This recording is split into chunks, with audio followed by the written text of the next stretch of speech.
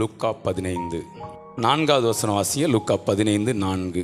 உங்களில் ஒரு மனுஷன் 100 ஆடுகளை உடையவனாயிருந்து 100 ஆடுகளை உடையவனாயிருந்து அவைகளில் ஒன்று காணாமற் போனால் 99 ஆடுகளையும் வனாந்திரத்திலே விட்டு காணாமற் போன ஆட்டை கண்டுபிடிக்கும் அளவும் தேடித் திரியானோ. ஓகே, இந்த வார்த்தையிலேருந்து ஒரு 2 விஷயத்தை லைட்டாக உங்கள் மனதில் போட விரும்புகிறேன். நம்ம எப்போவுமே அந்த காணாமல் போன ஆட்டை பற்றி நிறையா நம்மளும் பேசியிருப்போம், நிறையா நம்ம கேட்டிருப்போம். இப்போ நான் சொல்கிறேன், அங்கே நிற்கிற அந்த 99 ஆடு இருக்குது பார்த்தீங்களா, அதை பற்றி அதிலிருந்து ஒரு 2 விஷயத்தை உங்கள் முன்பாக வைக்க விரும்புகிறேன். 99 ஆடு ரொம்ப ஸ்பெஷல் பாருங்களேன். ஏன்னா அந்த மேய்ப்பன் ஒரு ஆட்டை கண்டுபிடிக்க போகிறாரு. இந்த 99 ஆட்டை என்ன பண்ணியிருந்துருக்கலாம்? தொழுவில் கொண்டாந்து விட்டுட்டு போயிருக்கலாம்ல, அதுதானே நியமம். வனாந்திரத்தில் விட்டுட்டு போகிறார். எந்த மிருக ஜீவனாலும் எப்போனாலும் என்ன செய்யலாம், வரலாம். ஆனால் அவருக்கு இந்த 99 ஆட்டின் மேலே எந்த ஒரு சந்தேகமோ பயமோ எதுவுமே என்ன செய்யலை.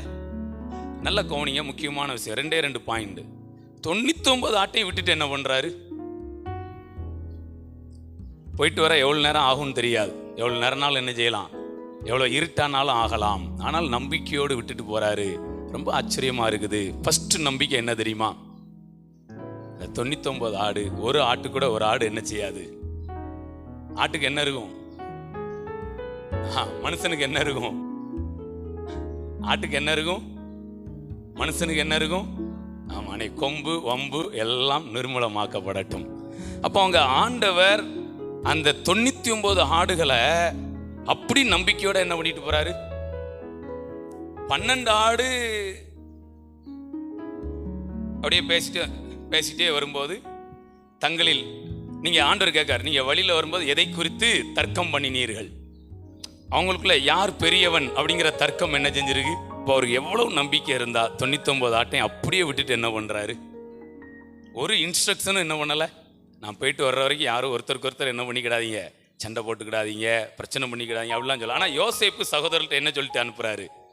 யோசேப் சொல்லுவார் தெரியுமா ஒரு வார்த்தை, சகோதரர்கள் அனுப்பி வைக்கும். என்ன சொல்லுவார்? கொஞ்சம் வாசிங்க, எடுங்க, கொஞ்சம் தெரிஞ்சுக்கிடுவோம் சும்மா லைட்டா. யோசேப் ஒரு வார்த்தை சொல்லுவார் பாருங்களேன். அவங்க போகும்போது ஆதியாகமம் 45:24, மேலும் நீங்கள் போகும் வழியிலே சண்டை பண்ணி கொள்ளாதீர்கள் என்று அவன் தன் சகோதரருக்கு சொல்லி அனுப்பினான். அப்போ அவங்களுக்கு அப்படி சொல்லி அனுப்புறார். ஆனால் இங்கே அந்த நல்ல மேய்ப்பன் அந்த 99 ஆடுகளை விட்டுட்டு போறாரு. ஒரு சின்ன இன்ஸ்ட்ரக்ஷன் கூட என்ன செய்யலை. ஸோ நான் நம்புகிறேன் இந்த இடத்துல தான் ஆண்டவர் நம்மை வைத்திருக்கிறார். நமக்கு எந்த இன்ஸ்ட்ரக்ஷனுமே. ஹல்லேலூயா. அப்போ அவர் எவ்வளோ நம்பிக்கிற 99 ஆட்டையும் அப்படியே விட்டுட்டு தைரியமாக போகிறாரு. இவங்க மேலேயும் பயம் இல்லை, எந்த மிருக ஜீவன் மேலேயும் பயம் இல்லை. 2வது விஷயம் என்ன தெரியுங்களா? எந்த சிங்கம் வந்தாலும் சரி, சிறுத்தை வந்தாலும் சரி, புலி வந்தாலும் சரி, நம்ம ஆடுகளை ஒன்றும் செய்ய முடியாது. ஏன் தெரியுங்களா? நான் ஒன்று சொல்கிறேன். இப்போ ஒரு சிங்கம் வருதுன்னு வச்சுக்கல, இந்த ஆடுகளை பார்த்து இதில் இப்போ ஒரு கொஞ்சம் ஆடு அப்படியே கலைஞ்சதுன்னா சிங்கம் வந்து எதையாவது ஒன்று இழுத்துட்டு போயிடும். ஆனால் இங்கே அந்த ஆடுகளுக்கு என்ன ப்ராக்டிஸ் தெரியுமா? எத்தனை சிங்கம் வந்தாலும் சரி தான், நீங்கள் 99 பேரும் நீங்கள் போய் சண்டையும் போடண்டா, முட்டிக்கிட்டுலாம் ஒன்றும் போண்டாம். நீங்கள் நிற்கிற இடத்துல அப்படி ஒன்றா அப்படி நீங்கள் நின்னாலே சிங்கங்கள் ஒரு ஸ்டெப்பு கூட உங்களை பார்த்து முன்னாடி எடுத்து வைக்க முடியாது.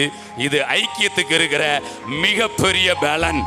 நான் இன்னைக்கு சொல்கிறேன், நீங்களும் நானும் சபையாக இப்படி நின்னா போதும். நான் சொல்கிறேன், நீங்கள் எதுவுமே செய்ய வேண்டாம், நீங்கள் நின்னா போதுமையா.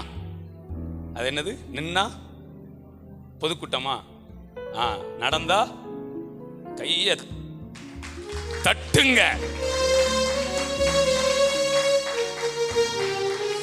தேவ பிள்ளைங்க அப்படி வந்து அப்படி நீங்க நின்னீங்கன்னா பொதுக்கூட்டம், அப்படி நடந்தீங்கன்னா ஊர்வலம். இப்படி இருக்கலாமா? ஒரு சின்ன ஒரு சாஃப்ட்வேர் லைட்டாக இன்ஸ்டால் பண்ணி வச்சுக்கிடுங்க, ஆண்டவர் கிரியேட் செய்வார். ஸோ நான் விரும்புகிறேன், நம்ம சபை மனம் திரும்ப அவசியம் இல்லாத 99 நீதிமான்கள் மாதிரி அப்படி ஸ்ட்ராங்காக என்ன பண்ணணும், நிற்கணும். Price God. ஸோ நிறைய திட்டங்கள் இருக்கிறது, மேன்மையான திட்டங்கள். மரணத்தை ஜெயமா விழுங்க வேண்டியவர்கள், எந்தவித லௌகிக துக்கத்துக்கும் இங்கே இடம் இல்லாதபடி ஆண்டவர் நடத்துவாரா. ஹல்லேலூயா.